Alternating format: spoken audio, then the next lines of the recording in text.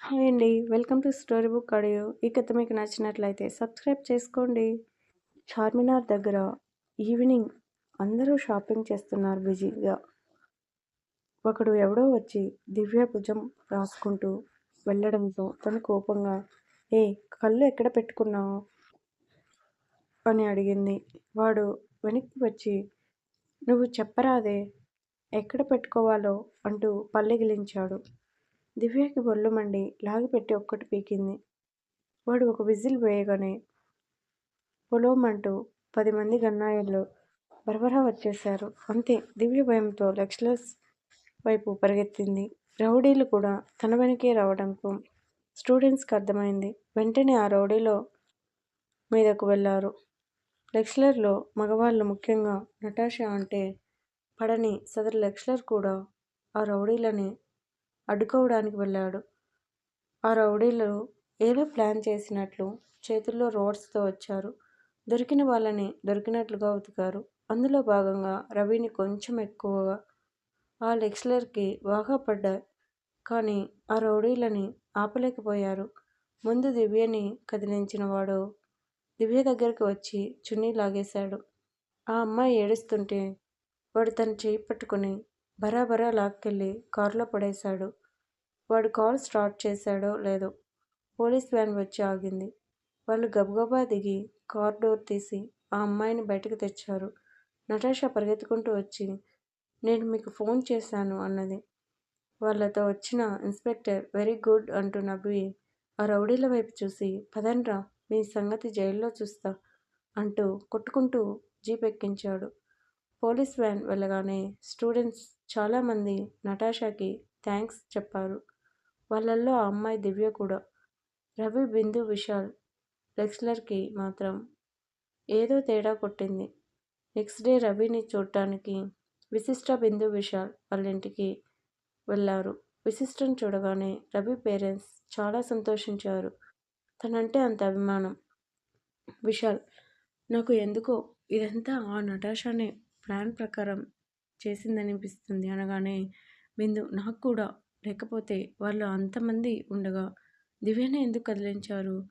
వాళ్ళ జీప్ వెళ్ళే టైంకి పోలీసులు అంతా కరెక్ట్గా ఎలా వచ్చారు అన్నది. రవి ఏం మాట్లాడకుండా ఆలోచిస్తుంటే విశిష్ట, నువ్వు అలాగే అనుకుంటున్నావా అని అడిగింది. రవి, అనుకోవడం కాదు, అదే నిజం. అందుకే తన మీద పోలీస్ కంప్లైంట్ ఇద్దామనుకుంటున్నా అన్నాడు. విశిష్ట, కానీ తనే చేయించిందని సాక్ష్యం ఏది అని అడిగింది. రవి, ముందు కంప్లైంట్ ఇస్తే వాళ్ళే ఎంక్వైరీ చేస్తారు అన్నాడు. విశాల్, కరెక్ట్, ఇంకా లేట్ ఎందుకు, పదా అన్నాడు. విశిష్ట, నేను ఒకటి చెప్పనా? పోలీసుల దాకా ఎందుకు, ప్రిన్సిపల్ గారికి ఇద్దాం కంప్లైంట్. ఈలోపు నేను మా డీజీపీ అంకుల్కి ఫోన్ చేసి విషయం చెప్పి ఎంక్వైరీ చేయమంటాను అన్నది. రవి, సరే పదండి అయితే కాలేజీకి అనడంతో నలుగురు కాలేజీకి బయలుదేరారు.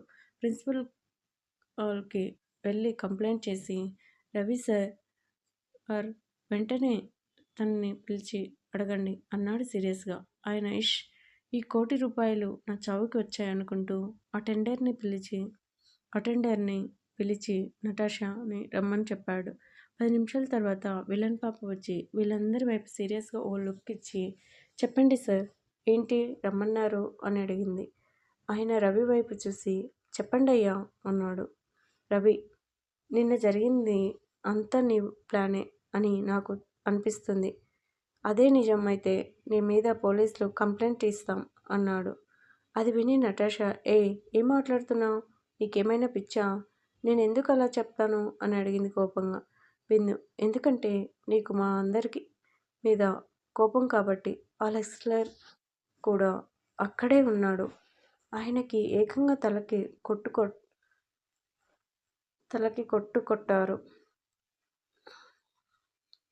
ఆయన అమ్మ తల్లి నీలాంటి స్టూడెంట్ని ఎక్కడా చూడలేదు. చక్కగా పద్ధతిగా ఉండు అని చెప్పినందుకు బాగానే బుద్ధి చెప్పావు అన్నాడు సీరియస్గా.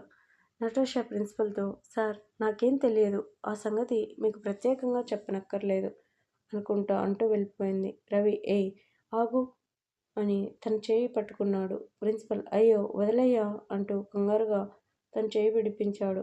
విశిష్ట, సార్ తప్పు చేసింది తను అయితే మీరు ఎందుకు తనకి సపోర్ట్ చేస్తున్నారు అని అడిగింది ఆశ్చర్యంగా. ఆయన అబ్బా అనుకుంటూ ఇదంతా నటాషా చేయించిందనడానికి సాక్ష్యం లేదుగా అన్నాడు.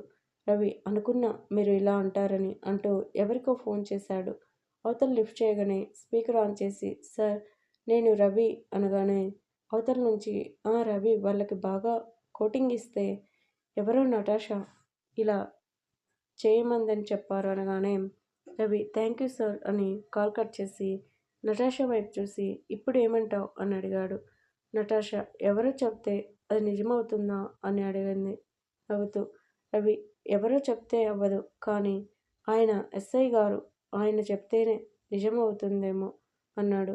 అంతే అటు ప్రిన్సిపల్ ఇటు నటాషా షాక్. విశిష్ట ఇప్పుడు చెప్పండి ఏమి యాక్షన్ తీసుకుంటారు అని అడిగింది. ప్రిన్సిపల్ అంకుల్కి ముందు నుయ్యి వెనుక గొయ్యి అన్న అయినట్లు ఉంది సిచ్యువేషన్. ఏది అయితే అది అయింది అని నటాషాని 2 నెలలు సస్పెండ్ చేశాడు. అది అక్కడ పట్టింది పాప పగ. ఇలాంటికి ఇంటికి వెళ్ళాక ఆల్రెడీ విషయం తెలుసుకున్న తన తండ్రి అందుకే ఏ పని చేసినా పర్ఫెక్ట్ ప్లానింగ్ ఉండాలి అనేది. వాళ్ళు స్ట్రాంగ్ ఎవిడెన్స్తో వచ్చారు. ఈ 2 నెలల్లో వాళ్ళని ఎలా టార్గెట్ చేయాలో ఆలోచించు అని చెప్పాడు. అంతే. ఆ 2 నెలలు ఇన్స్టిట్యూట్కి వెళ్ళేది. రిజిస్టర్ని చూస్తుంటే విపరీతమైన కోపం వచ్చినా కంట్రోల్ చేసుకునేది.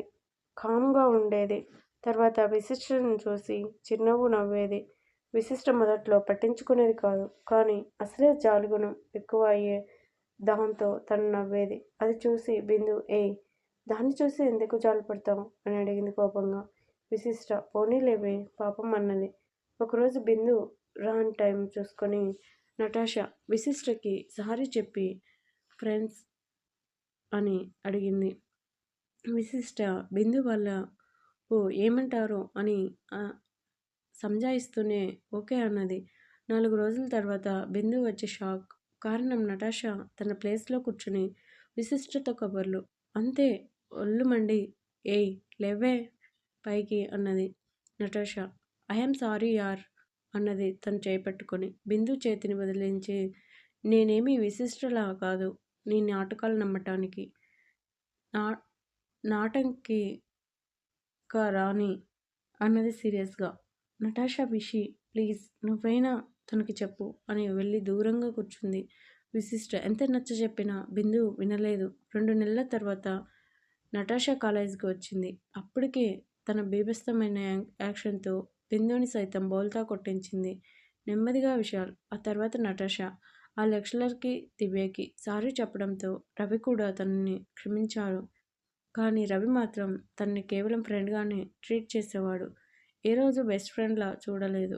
ఫస్ట్ ఇయర్ అయ్యి సెకండ్ ఇయర్లోకి వచ్చారు. నటాషా వాళ్ళ కొత్త ప్యాలెస్ గృహప్రవేశానికి అందరినీ పిలిచింది. ఆ రోజు ఫంక్షన్ అయ్యాక అందరూ టెర్రస్ మీద కూర్చొని లంచ్ చేస్తున్నారు. బిందు నటాషా నీకు ఎలాంటి హస్బెండ్ కావాలి అని అడిగింది. నటాషా నా సంగతి ఎందుకు కానీ విషి నువ్వు చెప్పవే అని అడిగింది. విశిష్ట నాకు మా బావతో పెళ్ళి ఎప్పుడో ఫిక్స్ అయింది. సో సిద్ధుబావ నాకు ఓకే అన్నది నవ్వుతూ. అప్పుడు కిందికి చూసింది నటాషా. కొంచెం దూరంలో వీరా సిగరెట్ తాగుతూ అటు ఇటు తిరుగుతున్నాడు. కాలి వెళ్ళి తనకి ఏదో చెప్తున్నాడు. నటాషాకి ఏదో ఆలోచన వచ్చి నవ్వుకుంది. వీళ్ళని డ్రాప్ చేయడానికి కిందికి రాగానే కరెక్ట్గా అదే టైంకి వీరా లోపలికి వస్తుంటే విశిష్టని కావాలని వీరా మీదకి తోసేసింది. అంటే డాన్ కమ్ షేర్ విశిష్ట చంప వాయిస్తాడనుకుంది. వీరా కోపంగా ఏదో అనేలోపు అటు కాలి వీరాని ఇటు బిందు విషిని హడావిడిగా లాక్కెళ్లారు. అబ్బా ఛాన్స్ మిస్ అయ్యింది అని తెగ ఫీల్ అయిపోయింది. దాంతో విశ్రాలు ఫస్ట్ టైం ఒకరినొకరు చూసుకోలేదు. ఆ తర్వాత ఆ ప్యాలెస్ రెహమాన్కి నచ్చి మర్యాదపూర్వకంగా స్టేట్ని అమ్మమని అడిగాడు. ఆయన ఎంతకీ ఒప్పుకోలేదు. అప్పటికే విలియమ్స్ వీరా లైఫ్లోకి ఎంటర్ అయ్యాడు. దాంతో ఆ పని వీరాకి అప్పగించాడు. ఇక్కడి నుంచి స్టార్టింగ్ ఎపిసోడ్లో వచ్చింది. వీరా ఫోన్లో అడగటం, సుబ్బు సింహాలను పంపించడం, రోని సహాయంతో వాళ్ళని కొట్టించడం. ఆ తర్వాత వీరా ఎంటర్ అయి తన తెలివితేటలతో షేట్ అంకుల్ ఏదో వీక్ మూమెంట్స్లో కకృతి పడితే ఫోటో సంపాదించి బెదిరించి భయపెట్టి అది రెహమాన్ పేరు మీద రాయించాడు. ఆ రోజు చూసింది కళ్ళు కోపంతో ఈ నటాషానేగా. ఆ తర్వాత తన ప్లాన్ని ఇంప్లిమెంట్ చేసింది. అయితే తనకి తెలియని విషయం ఏంటంటే వీర రాయించుకొని ఆ తర్వాత కొంత అమౌంట్ పంపాడు. అది తర్వాత చూద్దాం.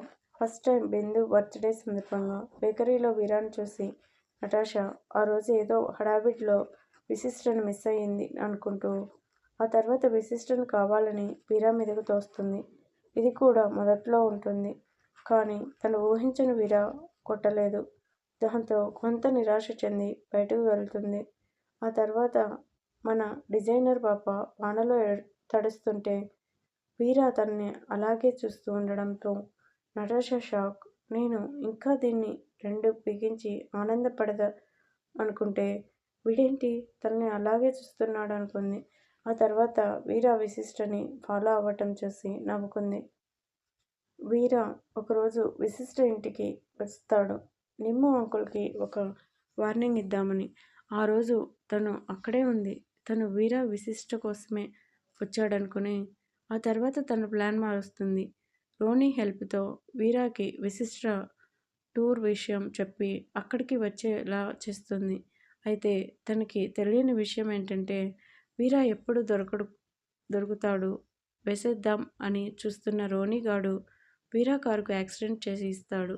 కానీ అందులో ఖాళీ ఉండటంతో వీరా తప్పించుకుంటాడు.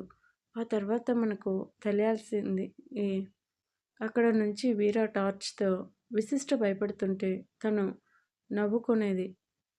ఇక విశిష్ట పోలీస్ కంప్లైంట్ ఇస్తే వీరా సంగతి ఫినిష్ అయినకునేది. కాలేజీలో రవిని వీరా కొట్టడం, విమ్ము అంకుల్కి వార్నింగ్ ఇవ్వటం చూసి రోని చేత తానే రవి కొట్టించి విమ్ము అంకుల్కి వార్నింగ్ ఇప్పించింది. దాంతో వీరాని అరెస్ట్ చేశారు. ఇంకా వీరా లైఫ్ ఎండ్ అనుకుని సంబరపడుతుంటే విశిష్టకి సిద్ధుతో పెళ్ళి అని తెలిసి తెగ ఫీల్ అవుతుంది. కానీ అనుకోకుండా రెహమాన్ ద్వారా వీర బయటకు వచ్చి విశిష్ట మెడలో తాళి కట్టడం చూసి అబ్బా ఒక దెబ్బకు రెండు పిట్టలు. ఇటు వీరాతో కాపురం చేయవు, అటు వీరా నిన్ను వదలడు, జీవితాంతం టార్చర్ మీ ఇద్దరికి అనుకుని సంబరపడింది. కానీ విసిరాలు ప్రేమలో పడ్డారని తెలిసి షాక్ అయింది. ఇంకా విశిష్ట ఫ్యాషన్ కోర్స్ వదిలేయటంతో ఊపిరి పీల్చుకుంది. నెమ్మదిగా విశిష్ట డిజైన్స్ తనంతట తానే ఇచ్చేలా చేసింది. విశిష్ట వర్క్ తప్ప నటాషా వర్క్ని అస్సలు ఇష్టపడని ఇన్స్టిట్యూట్ హెడ్ బాబీకి కూడా గత్యంతరం లేక సరేనన్నాడు. దాంతో మిస్ ఇండియా పోటీల్లో కాస్ట్యూమ్స్ డిజైనర్గా వెళ్తుంది. అయితే అంతకన్నా ముందే వీరాని రోనీ గ్యాంగ్లోనికి ఒకడు వీళ్ళతో కలిసి పనిచేయడానికి వచ్చినప్పుడు తనతో చెప్తాడు. విశిష్ట ఫ్రెండ్ నటాషా రోనీ హెల్ప్తో ఏమి చేసిందో చెప్తాడు. వీరా కోపంతో వెళ్ళిపోతుంటే విలియమ్స్ అడ్డుకుపడి తెలివిగా తన ప్లాన్ తిప్పికొట్టమని చెప్తాడు.